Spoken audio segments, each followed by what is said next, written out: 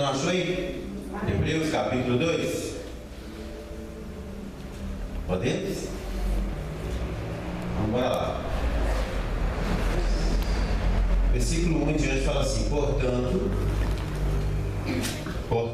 convém-nos atentar com mais diligência ou atenção para as coisas que já temos ouvido, para que em tempo algum nos desviemos delas.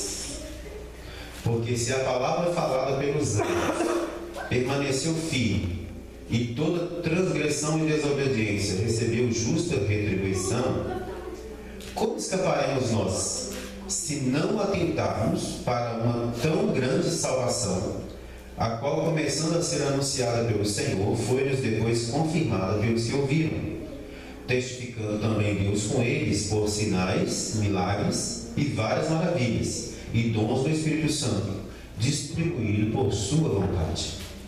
Amém? Muito obrigado, irmãos, para sentar. A palavra-chave da nossa instrução de hoje é negligência. Vamos falar junto? Negligência. Todo mundo sabe o que significa negligência? Vamos lá dar o conceito de negligência conforme o dicionário. O termo negligência, conforme o dicionário da nossa língua, vamos lá. Em termos gerais, negligência refere-se à falta de cuidado, atenção ou diligência em relação a uma situação, tarefa ou responsabilidade. No contexto jurídico, negligência é uma forma de culpa em que o indivíduo deixa de tomar precauções necessárias para evitar um dano, resultando em consequências negativas para si ou para terceiros. Negligência implica em não realizar uma ação esperada ou necessária, seja por descuido, desleixo ou por falta de zelo. Geralmente, negligência se manifesta como uma omissão, ou seja, a pessoa deixa de fazer o que deveria fazer. No âmbito jurídico, negligência é uma forma de culpa, pois o indivíduo age de forma que causa um dano, mesmo que não tenha a intenção de fazê-lo. A negligência pode levar a consequências negativas, como acidentes, lesões, prejuízos materiais e até mesmo a responsabilização legal do negligente. Irmãos, o texto que nós temos hoje para falar aqui, e o apóstolo que escreveu esse texto, alguns teólogos do apóstolo Paulo, diz assim, que nós devemos atentar para as coisas que nós temos visto e ouvido, com diligência, com cuidado, ou seja, não de forma negligente. E hoje, irmãos, o que acontece? Hoje eu vim, já sabia que hoje era o meu dia de dar instrução, e eu vinha preparando a mensagem para que nós viéssemos aqui a compartilhar com os irmãos, mas hoje me aconteceu um fato inusitado. Inclusive, eu falei com a minha esposa hoje que o meu dia hoje está péssimo. Meu dia está péssimo. Até falei com ela, eu vou lá na igreja depois, porque hoje eu estou horrível para poder hoje anunciar, pregar, ensinar. Por quê, irmãos? Hoje o que me aconteceu? Eu preparei uma mensagem, mas não era essa exatamente. Mas à medida que o dia transcorreu, o fato aconteceu, e eu vim, o Senhor me trouxe essa mensagem ao coração. Hoje, a minha filha saiu para trabalhar de manhã e a moto dela não pegou, não quis pegar. Ela falou, pai, eu vou sair com a sua moto, eu vou com a sua, vou trabalhar com a sua moto. E ela foi com a minha moto para trabalhar. Indo ela para trabalhar com a minha moto, porque a dela não funcionou, no meio do caminho, ela liga para mim e fala, pai, o problema está comigo. Alguma maldição está comigo, porque a sua moto parou comigo no meio do caminho. Deu problema, mas não é possível. Eu fui trabalhar com a minha semana inteira, não deu nada, não apresentou sinal de nada. Como que deu problema? Não sei, o problema deve estar comigo, só pode. E eu, o que eu faço, pai? Cara, deixa essa moto em algum lugar aí, encosta ela aí e pega o Uber e continua o seu caminho, que eu vou dar um jeito. Vamos ver o que vai acontecer. e fui até onde estava a moto. Cheguei, a moto não quis pegar, dei um tranco na moto, a moto deu o sinal que pegou, mas fez um barulho. Ixi, desliguei ela imediatamente e fui procurar a oficina imediatamente. Chegando na oficina, o camarada liga a moto, né? Bota uma caixa de bateria nela e liga a moto, faz aquela barulho, ele desliga imediatamente e fala: você perdeu o seu motor. Você perdeu o seu motor. Qual que é a causa? Muito simples. Causa muito simples. O que seria? Quem aqui entende de mecânica está assim. Negligência. Com o quê? Com o óleo da moto. Com o óleo da moto. Roda para lá, roda para cá, roda para lá, roda para cá. E não observei a data de colocar e trocar o óleo da moto.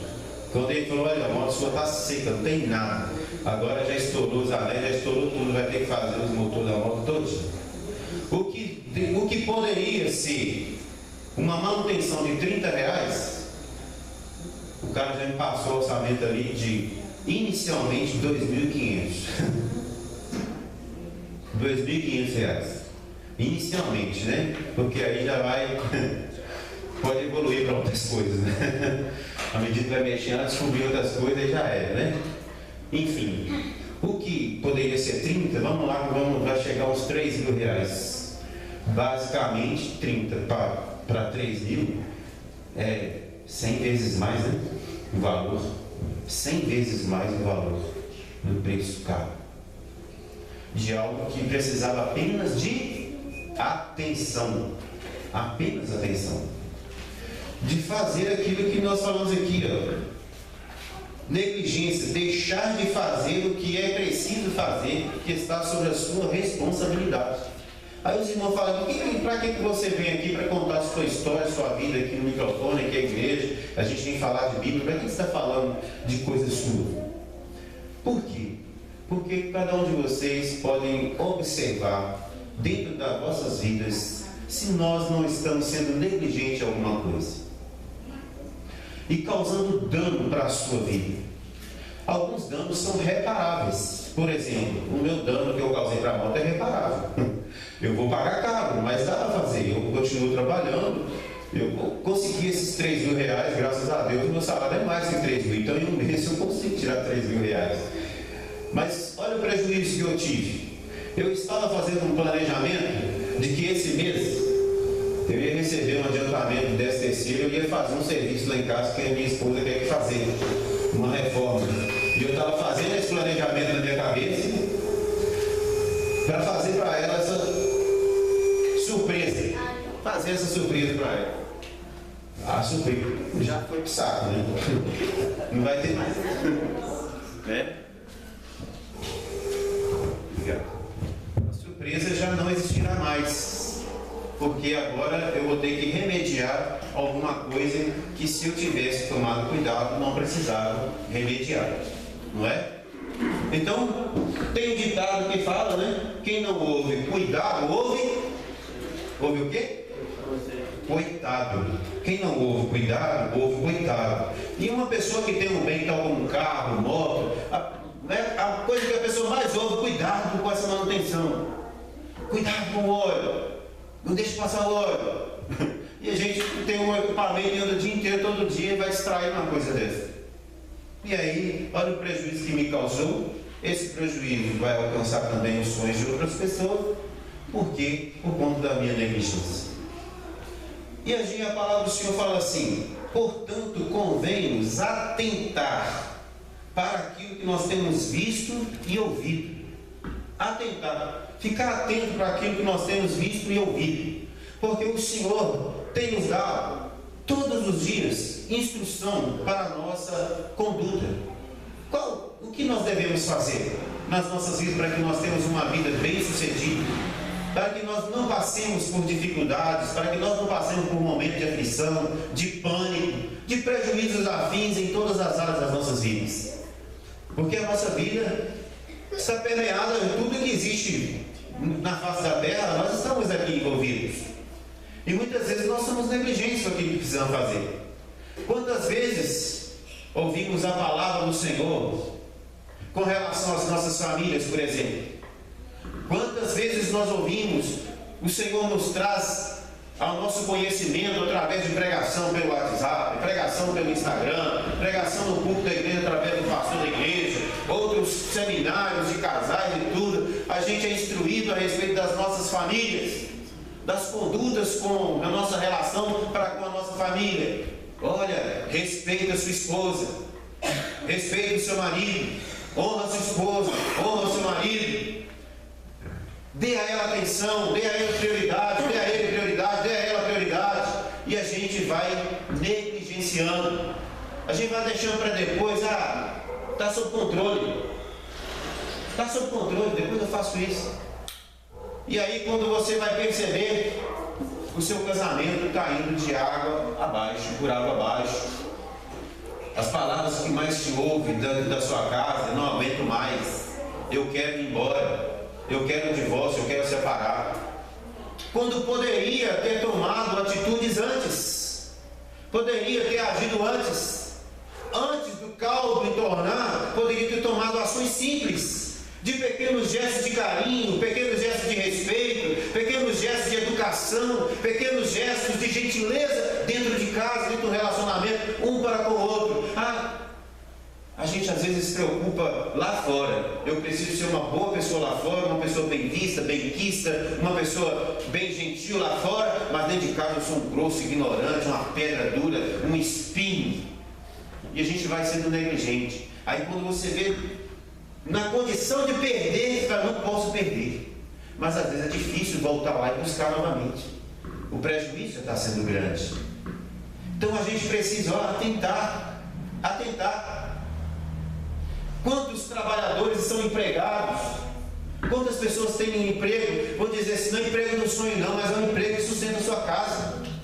É um emprego suficiente para poder colocar um alimento dentro da sua casa, para você comer todo dia, não passar fome, não ter que ficar mendigando coisa de ninguém, não ter que ficar precisando de uma cesta básica aqui, outra cesta básica ali. Uma pessoa tem um trabalho, mas é negligente com o trabalho, com a porta aberta que Deus abriu para ela.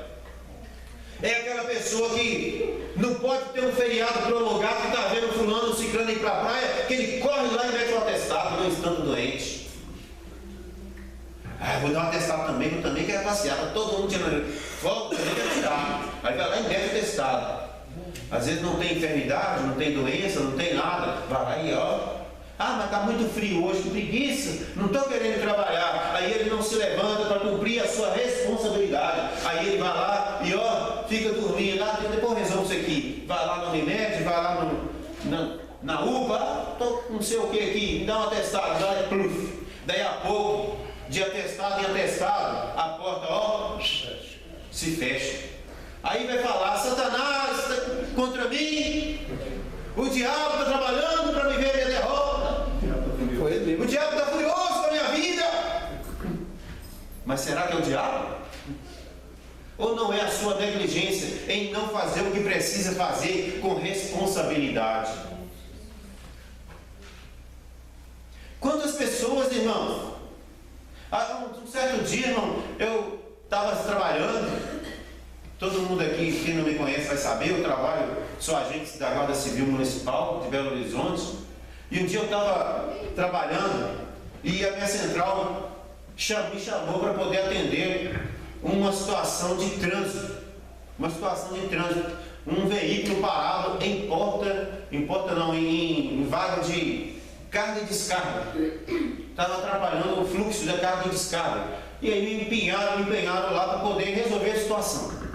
E eu cheguei lá, tinha um veículo estacionado na vaga de carga e descarga. Aí eu cheguei e fiz a autuação, fiz a multa do veículo e acionei o reboque da prefeitura para poder levar o carro e tirar o carro da vaga. Chegou o reboque, o carro está sendo içado na prancha do reboque para ir embora. Chega uma mulher: o que está acontecendo? É que meu carro, não sei o quê. Você está me multando? Não estou multando a senhora, nem te conheço, não sei nem quem é a senhora. Eu estou autuando um veículo que está estacionado de forma irregular. Mas não é possível, isso é coisa do diabo. Porque eu estava lá na igreja Universal, na campanha de oração. E o diabo está furioso. Eu falei, não é o diabo que está furioso, minha senhora. É a senhora que foi negligente. A senhora parou na vaga de carro de descarga. O seu veículo não é permitido. O diabo não tem nada a ver com isso. Isso é obra do diabo. Se eu não falar que isso é obra do diabo, eu só estou falando que eu sou servo do diabo. E eu não sou servo do diabo. Primeiro é que eu sou servo da prefeitura. Estou trabalhando para a prefeitura. Segundo, eu estou servo de Deus. Então eu não sou servo do diabo, não. E nem isso aqui é obra do diabo. É obra da senhora. Sua negligência em não observar onde é que você está estacionando seu veículo. Então a mulher ficou chorando, mas já era tarde, porque o veículo já estava aí, estava, e agora é só lá no pátio. Levou 2 prejuízos, que é a multa e mais o carro foi revocado. Mas enfim, negligência de não observar o que precisa ser observado. E muitas vezes vai colocando a culpa no diabo. É o diabo para lá. É mais fácil colocar a culpa no diabo do que assumir a própria responsabilidade. Quantas pessoas, irmãos, aqui dentro dessa casa, dentro dessa igreja, têm a oportunidade de se posicionar diante de Deus?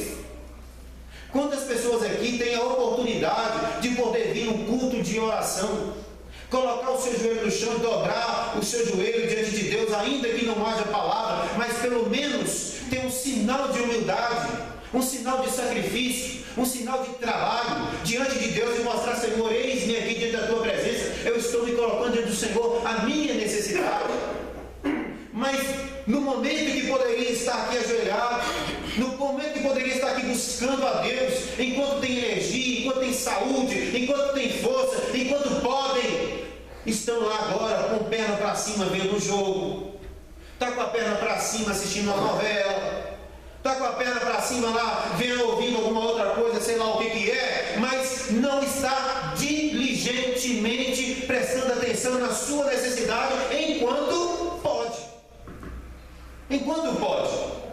Daqui a pouco passa a situação, o mundo vai dando as suas voltas, a pessoa que hoje está ali bem, muito bem, assistindo o seu joguinho, muito bem assistindo o seu filmezinho, a sua sériezinha de Netflix, muito bem assistindo a sua novelinha, tem nada contra, problema de quem veja.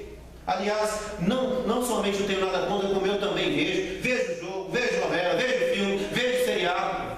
Mas tudo tem o seu tempo. Tem o seu tempo. Mas no tempo que eu deveria estar, talvez consagrando a minha vida a Deus, buscando a Deus, eu estou desperdiçando meu tempo, sendo negligente com o tempo. E daí a pouco o tempo passa. O escritor aos Eclesiastes, capítulo de número 12, versículo 1, fala assim: lembra-te, jovem, do teu Criador, no dia da tua juventude. O que significa juventude? Dia de energia, dia de força, dia de coragem. O que o jovem tem? O jovem tem energia suficiente, força suficiente para fazer o que precisa fazer. Então fala assim: lembra de Deus enquanto você tem força. Lembra de Deus enquanto você tem energia, porque daqui a pouco o mesmo texto vai dizer lá de forma metafórica: antes que as suas luzes se apagam, você fica cego, antes que os moedores da sua boca caem, você fica banguelo, né? Antes que as pernas bambas, você não consegue ficar em pé mais, não dá para andar. Tem um hino eu ia falar Chitãozinho Chororó, Curió e Canarinho. Curió e Canarinho fala assim: subo o morro, Desço o morro. e desço o morro carregando a minha cruz, mas só sobe o morro e desce o morro quem tem força. Porque chega um momento que já não temos mais força. Aí você vai querer: Senhor, se o Senhor me der mais um tempinho, eu vou fazer isso. Se o Senhor me der mais uma oportunidade, eu vou fazer aquilo. Mas a oportunidade tem mais não, meu amigo. Você já foi negligente com a oportunidade que você teve. O tempo passou. Não dá mais não. Você poderia ter feito no momento que Deus te deu a oportunidade. É por isso que o escritor Eclesiastes, capítulo 2, há tempo para todas as coisas debaixo do solo. Tempo de plantar, para depois tempo de colher. Tempo de chorar, mas tempo de sorrir. Tempo de trabalhar, mas tempo de descansar. Tempo de carregar pedra, mas tempo de deixar de carregar pedra. Porque, irmãos, se a gente for negligente com o tempo e não fazer o que precisa ser feito dentro da nossa responsabilidade, nós vamos chorar por conta da nossa negligência. E aí não adianta ficar culpando